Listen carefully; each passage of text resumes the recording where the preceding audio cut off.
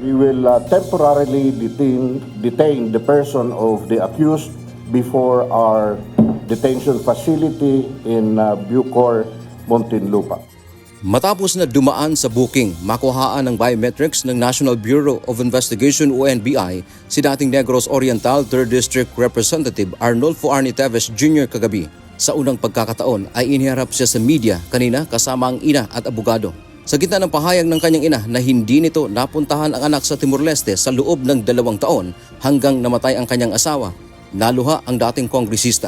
Papasalamat ako sa Diyos na after 2 years, nakita ko na naakap ko na yung anak ko. Tama ka, for the last 2 years, hindi kami nagkita.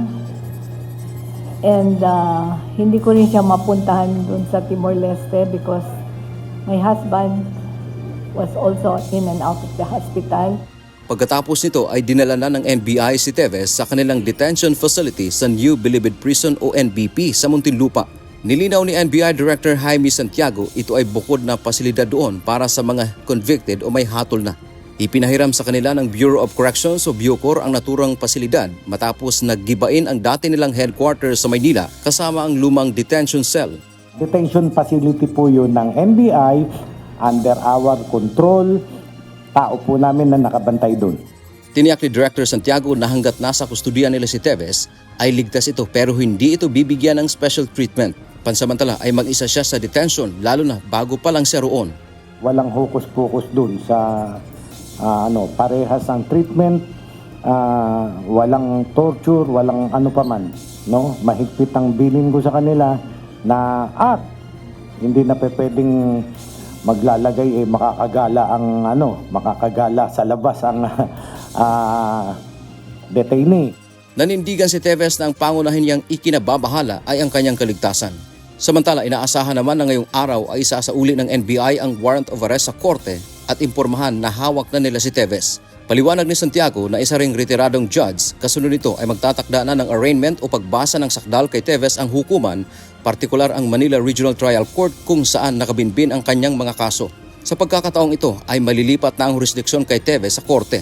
Maaari niyang mag-issue ng commitment order ang korte kung saan posibleng malilipat ang dating mambabatas.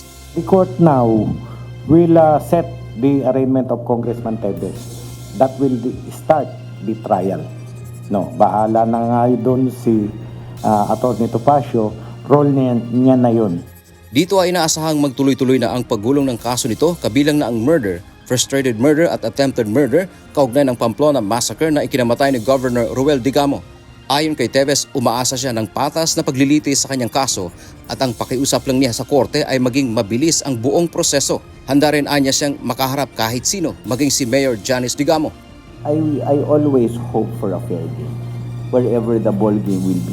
In any game naman, be it sports, be it judicial, be it whatever. Samantala, kabilang naman sa kondisyon ng Timor-Leste sa pag-deport kay Teves na dapat hindi ito maisailalim sa death penalty at hindi lalagpas sa 40 taong pagkakabilanggo ang parusa nito kung mahahatulan. Sagot naman ng Department of Justice o DOJ, walang death penalty sa Pilipinas. Wala naman talaga. We don't do that. It's not state policy. Dante Amento, UNTV, News and Rescue. Diyos ang aming sandigan, serbisyo publiko, ang aming pinahahalagahan.